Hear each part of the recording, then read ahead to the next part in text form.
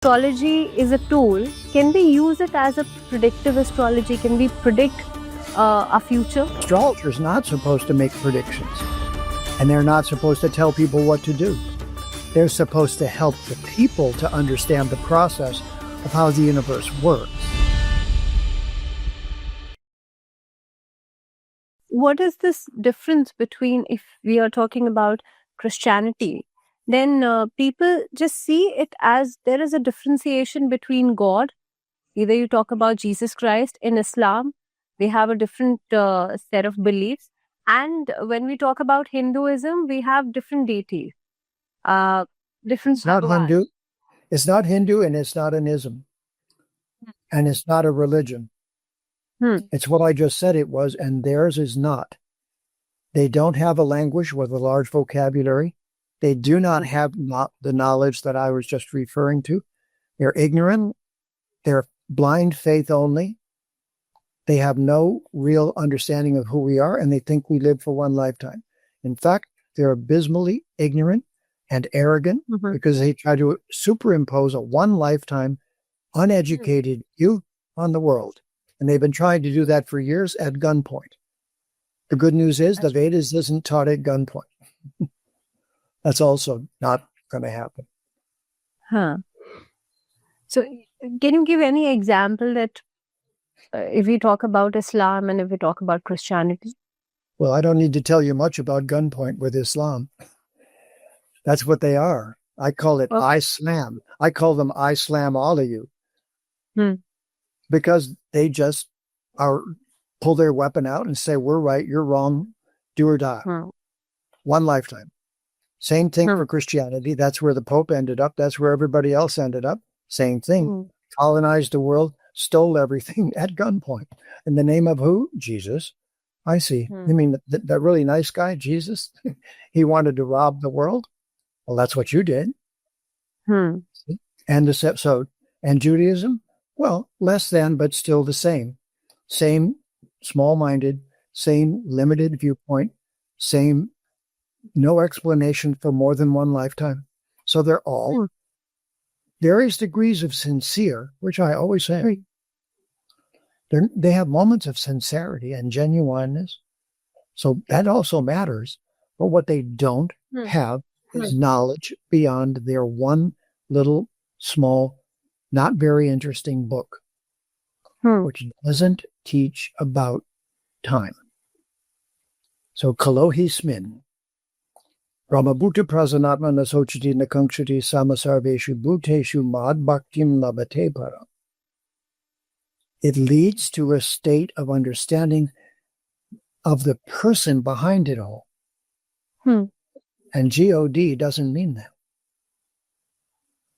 There is no discussion of the person of the Supreme in the Bible, in Judaism, in Islam, none.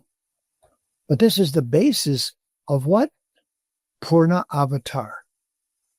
When that ultimate person, Sri Bhagavan, comes to earth, which happened 7,000 years ago and 14,000 years ago, from which we get the Mahabharata and the Ramayana. So, and the reason I'm saying it this way with you, which I really appreciate, and it is that this is what the world needs to hear gently, respectfully, when they're ready. So I never force people to hear this. I don't point my finger at them and tell them they're stupid. I just say, when you're ready, I'll give you another view. What kind of viewpoint? Mahatma. The big view.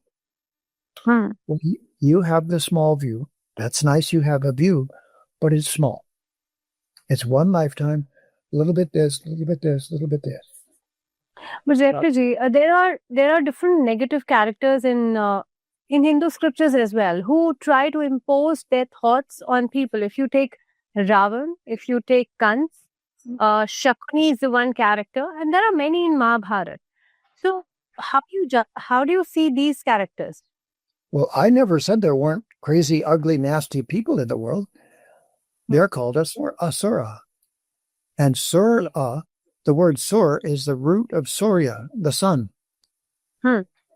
So there are some humans who have decided to be in darkness, or some beings. They not even lose their humanity. They're just a being, and they're an asura. They're a monster. There are monsters that are here on our planet right now and at every time in history. And they just go around destroying everything, exploiting everything, sucking the life out of people. They're vampires, they're Frankensteins, they're monsters. Yeah, they are. And that is what the Mahabharata was about. And so it's a great question. In both books, the Ramayana, 14,000 years ago, and the Mahabharata, 7,000 years ago, which blows all the other one lifetime religions out of the water.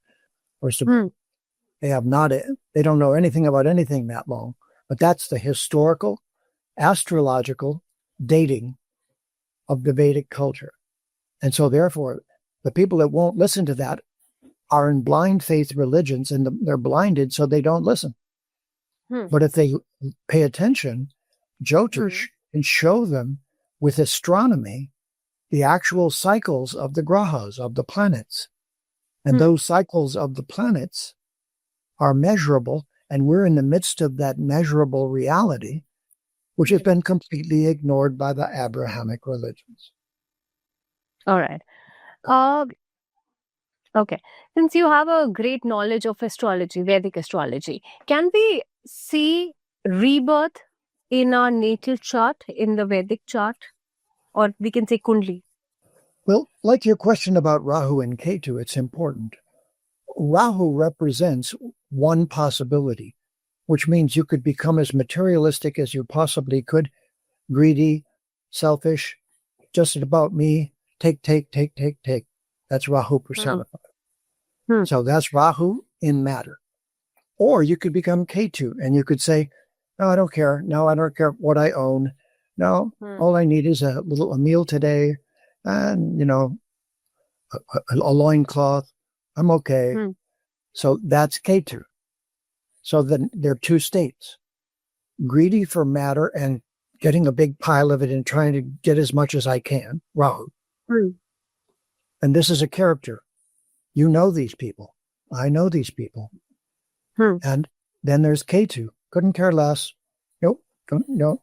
Only needs one outfit or two. One's in the laundry. I'm wearing this one. That's Ketu. I don't need this. I don't need that. Not iti. So then that's two planets. So now if you have Ketu prominent in your chart, you're going to be the one who doesn't care and isn't attached to matter. And that's because you've worked on that in previous lifetimes and brought that Ketu in with you this lifetime. So now, which do I have stronger, Rahu or Ketu? That's the question, I guess. Now, let me just... I'll tell you what she just did. She's smart enough in astrology, and I actually have both sides of it strong. But you tell me which one is more on the presentable side in my chart. Yes. And I'll tell you something interesting. I actually made a full-time living for 7 years ridiculing technology and saying how crazy it was. All right. As a corporate speaker to Fortune 500 companies, I created a character, Saint Silicon, the founder of the world's first computer religion, CHIP, the Church of Heuristic Information Processing. It's the first computer religion. Why did I do that?